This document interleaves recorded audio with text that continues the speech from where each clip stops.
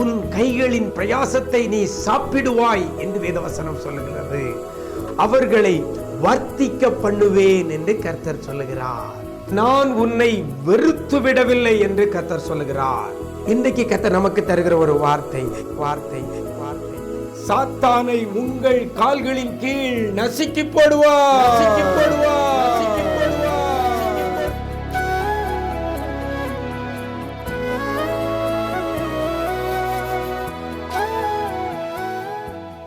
கிறிஸ்துவில் பிரியமானவர்களே, ஆண்டவரும் இரட்சகருமாகிய இயேசு கிறிஸ்துவின் ஈடு இணையற்ற நாமத்தில் உங்களுக்கு அன்பின் வாழ்த்துக்கள்.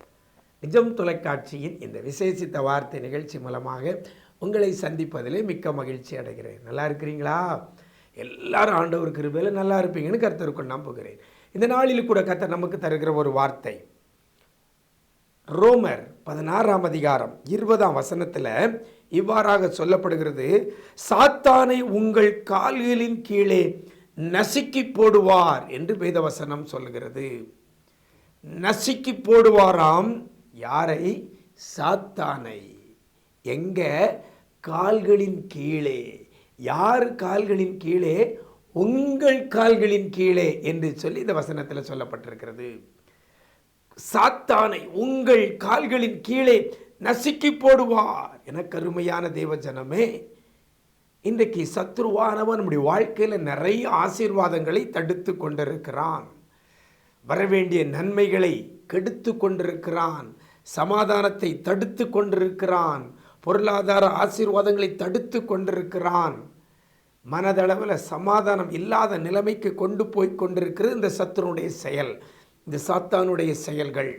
இன்றைக்கு என் ஆண்டவர் சொல்கிறார், இப்படி உங்களுடைய சமாதானத்தை கெடுக்கிற, இப்படி உங்களுடைய சந்தோஷத்தை கெடுத்து கொண்டிருக்கிற, இப்படி உங்களுக்கு வரவேண்டிய நன்மைகளை தடுத்து கொண்டிருக்கிற இந்த சத்துருவாகிய சாத்தானை கர்த்தர் என்ன செய்கிறாரா? வசனம் சொல்லப்படுகிறது, உங்கள் கால்களின் கீழே நசுக்கி போடுவார். இன்னைக்கு அநேகருடைய வாழ்க்கையில், அநேக குடும்பங்களில் சத்துரு மேலோங்கி நிற்கிறான்.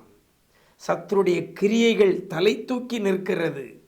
அடிக்கு மேலே அடி, பாடுக்கு மேலே பாடு, வேதனைக்கு மேலே வேதனை, இழப்புகளுக்கு மேலே இழப்பு, இவைகளுக்கு மத்தியில் வாழ்ந்து கொண்டிருக்கிற தேவ பிள்ளையே, சத்துருடைய கிரியைகள் செயல்பட்டு கொண்டிருக்கிற உங்களுடைய குடும்ப வாழ்க்கையில் இன்றைக்கு கர்த்தர் உங்களுக்கு சொல்லுகிறார். நீங்கள் நினைக்கலாம், என் தலைக்கு மேலே ஆடிக்கிட்டு இருக்கிறான், என் தலைக்கு மேலே சத்துருவானவன் கொண்டு வருகிற பிரச்சனைகள் ஏராளம் என்று சொல்லி கொண்டிருக்கலாம்.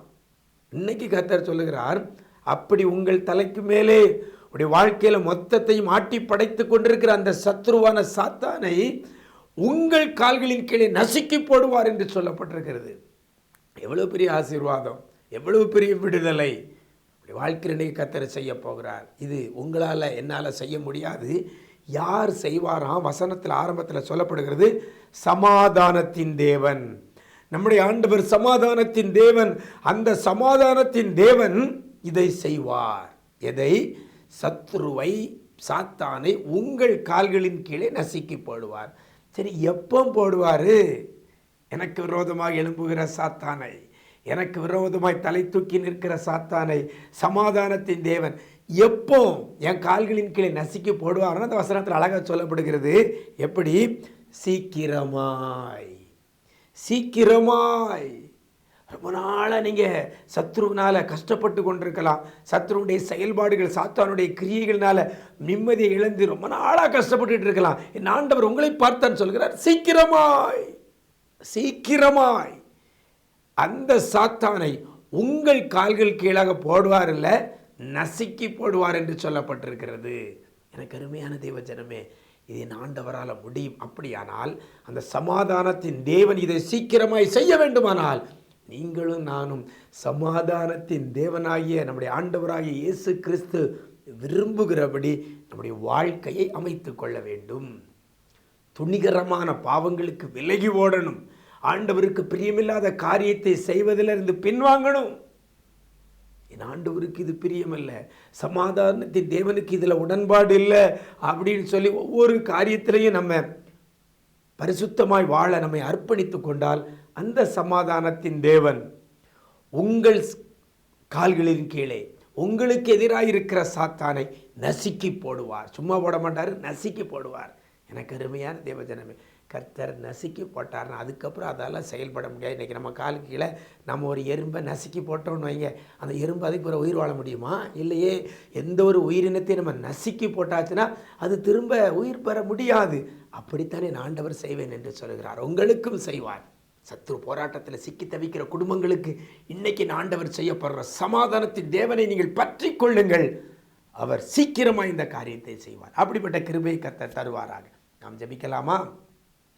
எங்களை நேசிக்கிற அன்பு நிறைந்த ஆண்டவரே, இந்த ஆசீர்வதிக்கப்பட்ட அந்த நல்ல நாளுக்காக உம்முடைய சமூகத்தில் வருகிறோம் ஆண்டவரே. சமாதானத்தின் தேவன் சீக்கிரமாய் சாத்தானை உங்கள் கால்களின் கீழே நசுக்கி போடுவார் என்ற வார்த்தையின்படி பிள்ளைகளுடைய வாழ்க்கையில், குடும்ப வாழ்க்கையில், தனிப்பட்ட வாழ்க்கையில், சரீர பிரகாரமான காரியங்களில் சத்ருவானவன் சாத்தானானவன் எந்த அளவுக்கு பிள்ளைகளுக்கு வேதனையும் நெருக்கத்தையும் வியாதியும் வறுமையும் கவலையும் கண்ணீரையும் கொடுத்து கொண்டிருக்கிறானோ அந்த சாத்தானை இன்னைக்கு ஆண்டவரே அப்படிப்பட்ட பிள்ளைகளின் கால்களுக்கு கீழே நீங்கள் நசுக்கி போட போறதற்காக நன்றி செலுத்துகிறோம். சமாதானத்தின் தேவனாகிய கர்த்தர் நீர் இதை செய்வதற்கு ஆண்டவரே நாங்கள் எங்களுடைய வாழ்க்கையை பரிசுத்த கொள்ள, நீர் விரும்புகிற வாழ்க்கை வாழ, துணிகரமான பாவங்களுக்கு விலகி ஓட, முடிந்த அளவு எல்லா காரியத்திலும் எங்களை சுத்தமாய் காத்துக்கொள்ள என் ஆண்டவர் நீர் அனுக்கிரகம் செய்வீராக. யாரெல்லாம் ஒப்பு கொடுக்குறாங்களோ, சமாதானத்தின் தேவன் ஆளுகை செய்ய ஒப்பு கொடுக்கிற ஒவ்வொரு பிள்ளைகளுக்கும் இந்த காரியத்தில் ஒரு அற்புதத்தை நீங்கள் செய்ய போகிறதற்காக நன்றி.